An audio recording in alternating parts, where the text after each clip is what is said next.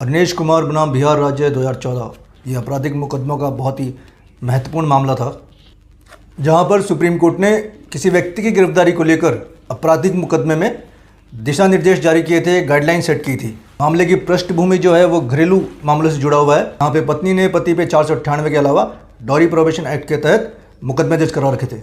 आपको बता दें 2014 से पहले जब भी दहेज के मुकदमे दर्ज होते थे तो ऑटोमेटिक अरेस्ट होता था। पुलिस आती थी और पति या उसके घर वालों को अरेस्ट करती थी और मजिस्ट्रेट सामने पेश करती थी। मुकदमे के अंदर पत्नी ने अपने पति पे, सास ससुर पे, जेठ जेठानी पे दहेज मांगने का आरोप लगाया था, मारपीट का आरोप लगाया था। साथ ही पति के लिए भी कहा था कि दूसरी शादी करने की धमकी देता है। पति ने यहाँ पे अग्रिम जमानत की याचिका दायर की थी।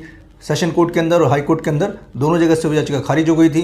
फैसलों से व्यथित होकर पति ने सुप्रीम कोर्ट में याचिका दायर की।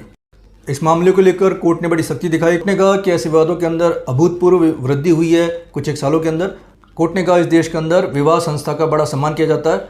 498 का उद्देश्य पत्नी को पति और उसके रिश्तेदारों से दहेज उत्पीड़न के मामलों से निपटने के उद्देश्य से बनाया गया है। परंतु जो पत्नियां असंतुष्ट होती है वो इस कानून का ढाल की तरह इस्तेमाल ना करके हथियार की तरह इस्तेमाल करने लगी है। ऐसे मुकदमे में पाया गया कि उन व्यक्तियों के नाम भी एफआईआर में होते हैं जो या तो देश विदेश से बाहर होते हैं या फिर जो बेड रिडन होते हैं, बिस्तर पे होते हैं, बिस्तर से उठ नहीं पाते। आईपीसी की धाराओं में जितने मुकदमे दर्ज होते हैं उनमें तकरीबन 4.5% रेशियो ऐसे मुकदमों का होता है। आईपीसी 498 के तहत आरोप पत्र दायर करने की दर 93% है, जबकि इसमें कन्विक्शन रेट लेस देन 15% है। गिरफ्तारी पे कोर्ट ने टिप्पणी करते हुए कहा कि ये आज़ादी कम करती है, एक तरह का अपमान लाती है और जीवन भर के लिए एक दाग छोड़ जाती है। यही वजह रही कि सुप्रीम कोर्ट ने इस मामले को लेकर सख्त रवैया अपनाया। 9 बिंदुओं के तहत सुप्रीम कोर्ट द्वारा दिशा निर्देश तय किए गए। तो जानेंगे इस वीडियो के अंदर कि सुप्रीम कोर्ट बिंदुओं की बात की है जिनके तहत गिरफ्तारी होनी चाहिए जब इस तरह के मुकदमे पुलिस थाने में आते हैं या कोर्ट में आते हैं।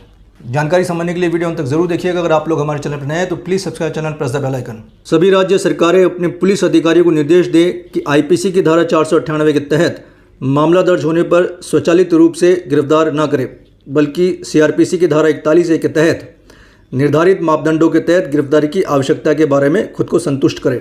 कि सुप्रीम कोर्ट ने यहाँ सभी राज्यों के लिए गाइडलाइन सेट की थी।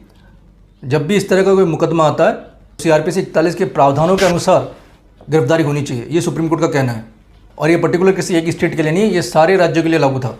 सभी पुलिस अधिकारियों को धारा 41(1)(b)(2) के तहत निर्दिष्ट उपखंडों वाली एक चेक सूची प्रदान की जानी चाहिए।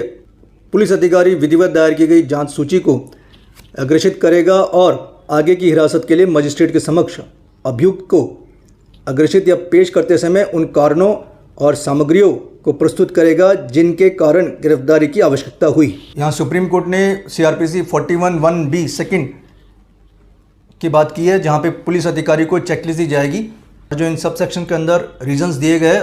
अगर वैसी कोई पॉसिबिलिटी अधिकारी को लगती है, आईओ को लगती है, तभी व्यक्ति को गिरफ्तार किया जाएगा। तो सीआरपीसी का 41(b) सेकंड क्या कहता है? The police officer is satisfied that such arrest is necessary to prevent such person from committing any further offence. Police अधिकारी इस बात से आश्वस्त है कि जिस व्यक्ति के अगेंस्ट एफआईआर हुई है, कंप्लेंट दर्ज हुई है, वो आगे इस तरह का ऑफेंस कमिट कर सकता है, तो उस परिस्थिति में गिरफ्तारी कर सकता है।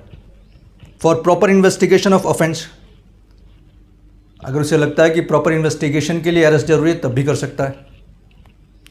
To prevent such person from causing the evidence of the offence to disappear और tampering with such evidence in any manner. अधिकारी को लगता है कि व्यक्ति एविडेंस के साथ छेड़छाड़ कर सकता है, उन्हें मिटा सकता है या टेम्परिंग कर सकता है, तो ऐसी परिस्थिति के अंदर भी उसे अरेस्ट कर सकता है। To prevent such person from making any inducement, threat, promise to any person acquainted with the facts of the case so as to deceived him from disclosing such facts to the court और to the police officer. उस व्यक्ति को लेकर ऐसी कोई आशंका हो कि वो किसी गवाह को गुमराह कर सकता है, किसी फैक्ट्स को बदल सकता है, या फिर किसी गवाह को कुछ फैक्ट्स डिस्क्लोज करने से पुलिस अधिकारी को डिसवेट कर सकता है, मना कर सकता है, उसे ऐसा करने से रोक सकता है, तो ऐसी परिस्थिति में भी गिरफ्तार किया जा सकता है। Unless such person is arrested, is presence in the court whenever required can not be ensured. Police अधिकारी को यह भी लगता है कि बिना अरेस्ट ये व्यक्ति कोर्ट में पेश नहीं होगा या आगे इसका अरेस्ट होना पॉसिबल नहीं होगा, मान लीजिए वो कहीं भाग सकता है, तो ऐसी परिस्थिति में भी पुलिस अरेस्ट कर सकती है। तो अगर पुलिस अधिकारी अरेस्ट करता है 41(b) सेकंड क्लॉज के अनुसार, तो वो कारण बताने होंगे मजिस्ट्रेट को। अभियुक्त की हिरासत को अधिकृत करते समय मजिस्ट्रेट उपरोक्त शर्तों के अनुसार पुलिस अधिकारी द्वारा प्रस्तुत रिपोर्ट का अवलोकन करेगा और उसकी संतुष्टि दर्ज करने के बाद ही मजिस्ट्रेट हिरासत को अधिकृत करेगा। पुलिस द्वारा सबमिट रिपोर्ट का मजिस्ट्रेट अवलोकन करेगा, जांच करेगा और रिपोर्ट देखने के बाद अगर मजिस्ट्रेट को लगता है कि उस व्यक्ति का अरेस्ट होना जरूरी है तभी उसे अरेस्ट किया जाएगा। किसी अभियुक्त को गिरफ्तार न करने का निर्णय मामले की शुरुआत की तारीख से 2 सप्ताह के भीतर मजिस्ट्रेट को भेजा जाएगा, जिसकी एक प्रति मजिस्ट्रेट को दी जाएगी। CRPC की धारा 41A के तहत उपस्थिति का नोटिस मामला शुरू होने की तारीख से 2 सप्ताह के भीतर आरोपी को दिया जाएगा। ऐसे मामलों में जब FIR दर्ज होती है तो आरोपी को 41A के तहत नोटिस दिया जाता है पुलिस के समक्ष पेश होने का, जहाँ पे अपने वो बयान दर्ज कराता है, एविडेंस देता है। मतलब ये हुआ कि FIR होते ही पुलिस सीधा अरेस्ट नहीं कर सकती, स्वचालित अरेस्ट नहीं होगा, ऑटोमेटिक अरेस्ट नहीं होगा। उपरोक्त निर्देशों का पालन करने में विफलता संबंधित पुलिस अधिकारियों को विभागीय कार्रवाई के लिए उत्तरदायी बनने के अलावा क्षेत्रीय अधिकार वाले उच्च न्यायालय के समक्ष स्थापित किए जाने वाली अदालत की अवमानना के लिए भी दंडित किया जाएगा। सुप्रीम कोर्ट ने साथ में ये भी कहा, अगर पुलिस अधिकारी इन गाइडलाइंस को फॉलो नहीं करता है तो उसके विरुद्ध विभागीय कार्रवाई की जा सकती है, साथ ही कंटेम्प्ट ऑफ कोर्ट भी माना जाएगा। संबंधित न्यायिक मजिस्ट्रेट द्वारा उपरोक्त कारण दर्ज किए बिना हिरासत को अधिकृत करने पर संबंधित उच्च न्यायालय द्वारा विभागीय कार्य की जाएगी। यहाँ पे न्यायिक मजिस्ट्रेट के लिए भी गाइडलाइन जारी की गई है। अगर मजिस्ट्रेट किसी के गिरफ्तारी के आदेश देता है, मान लीजिए जेसी भेजता है, तो उसे लिखित में कारण देना होगा। करने पे उसके अगेंस्ट विभागीय कार्रवाई की जा सकती है हाईकोर्ट द्वारा। इसके साथ ही कोर्ट ने ये भी कहा कि जो गाइडलाइंस है वो 498 के मुकदमे, डॉरी प्रोहिबिशन एक्ट के मुकदमे और उन सारे मुकदमों पर लागू होगी जहाँ पे सज़ा का प्रावधान 7 साल से कम है या फिर 7 साल तक एक्सटेंड किया जा सकता है। IPC के सारे मामले जहाँ पे सज़ा का प्रावधान 7 साल तक का है, वहाँ पे पुलिस को ये गाइडलाइंस फॉलो करनी होगी। इस पर Arnesh Kumar versus state of Bihar judgement 2014। यही कारण है कि 498 के मुकदमे दर्ज होने के बाद अब ऑटोमेटिक अरेस्ट नहीं होता।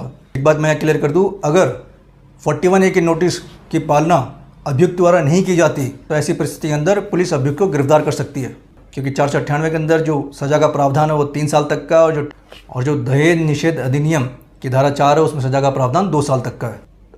तो अगर इन मामलों के अंदर मुकदमे दर्ज होते हैं तो पुलिस की जो भी कार्रवाई होगी वो इन्हीं गाइडलाइंस के तहत होगी जो सुप्रीम कोर्ट ने अरनेश कुमार बनाम स्टेट ऑफ बिहार में सेट की थी। जानकारी पसंद आई तो वीडियो को लाइक शेयर करना ना भूले।